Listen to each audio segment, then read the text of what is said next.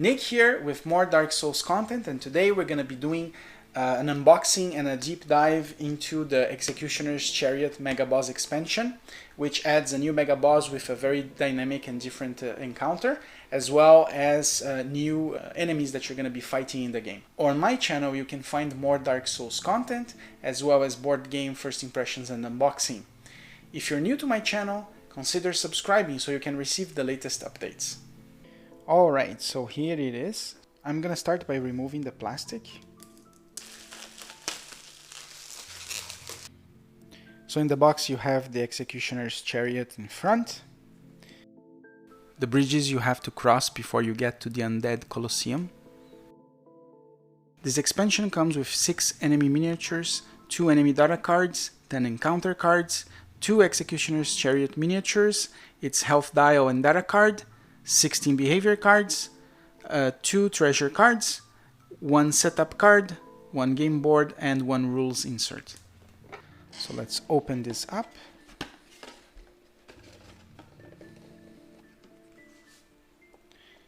So here we have the instructions booklet. I'm gonna keep this to the end so we can read at the end.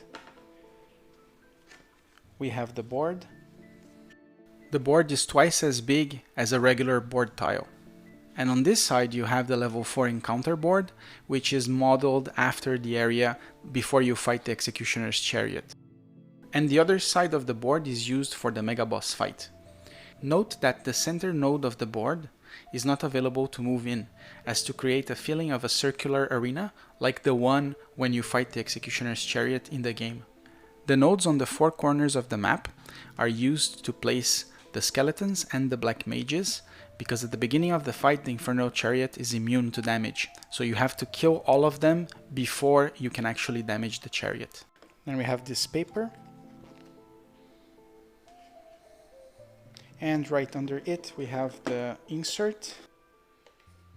So the expansion comes with 4 skeletons, which you are going to be using during the Mega Boss encounter, also for level 4 encounter. And I am quite sure they have some cards here that you can use for encounters level 1 to 3, which includes the skeletons. So you can use in the base game as well, which is pretty cool. Here you have the other 2, so 4. Here you have the 2 necromancers.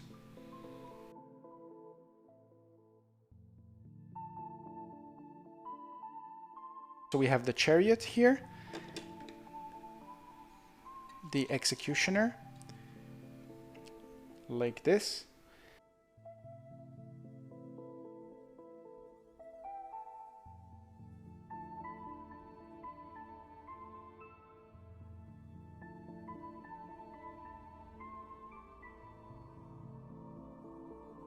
Then here we have the dial, which I'm going to be assembling now. Here it is. So the Executioner's Chariot has 24 health points. Now let's open the first pack of cards. And if you want to buy sleeves, you should be using 63.5 by 88 for those cards. So we have the 2 new enemies. We have the Black Hollow Mage, and we have the Falchion Skeleton. The skeleton, well, it has bleed, so if it hits if it hits the attack, it gives the character hit a bleed token. The Black Hollow Mage has the raise skeleton behavior. So if during the match you have fewer skeletons than what you had at the beginning, the Hollow Mage can return the dead skeletons to the encounter. Then we have 4 new level 4 encounter cards.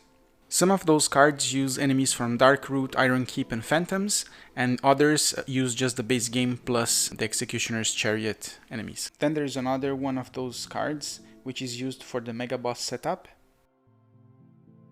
Then you have the Executioner's Chariot in the 5 languages.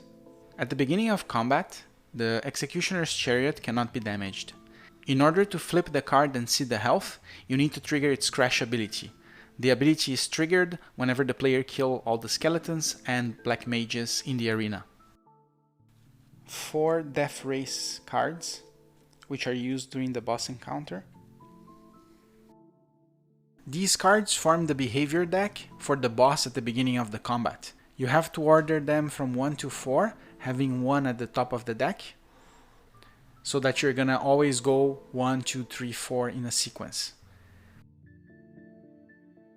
In the card you're gonna see some markings. The markings indicate where the chariot was and where the chariot has to move to. And any player character that's inside the nodes that are marked in the card will receive the damage written at the bottom of the card with the dodge difficulty associated to it. Once you kill all the mages and skeletons, you flip the data card and then you remove the executioner and the chariot, and you're going to be fighting only the horse, which also triggers another behavior deck. 9 Executioner's Chariot behavior cards. Most of the attacks don't do a lot of damage, but they do stagger characters hit by the attacks. And 3 heat up cards.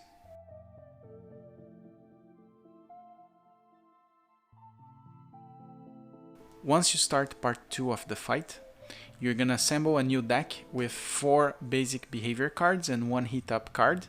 Then you remove the Death Race track behavior cards, and the fight is gonna be like any other boss fight in the game. And on this other pack of cards, we have 1, 2, 3, 4, 1, 2, 3, 4, 5, 6. So you have 6 encounter cards that you can use on the base game. These cards use sleeve size 41 by 63. So we have 2 level 1s, 2 level 2s, and 2 level 3 encounter cards. And 2 new treasures. So you have the Chariot Lance and the Shield Crossbow. And before we go for my first impressions, let's have a look at the rules insert.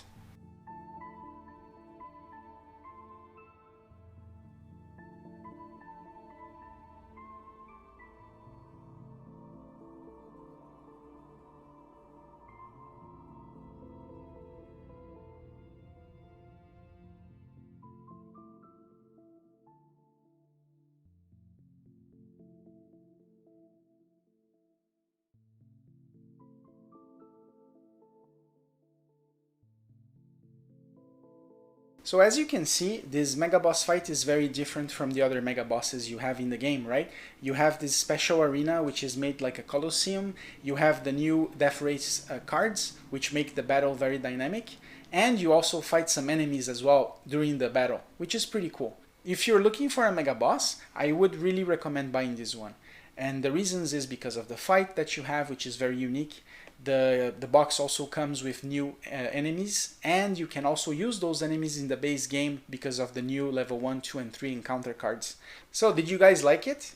Which parts of the expansion you liked the most? Leave some comments below and then we can discuss about it. Thank you and see you next time.